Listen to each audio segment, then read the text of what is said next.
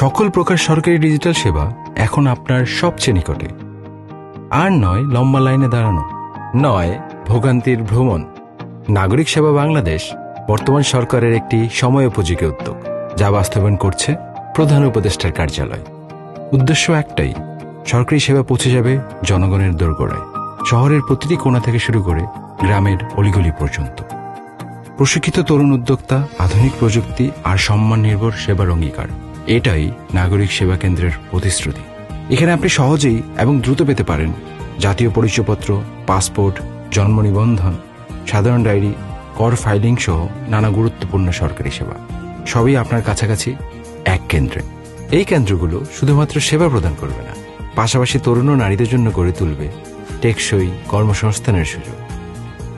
নাগরিক সেবা বাংলাদেশ, সেবা, সম্মান আর সক্ষমতার নতুন ঠিকানা।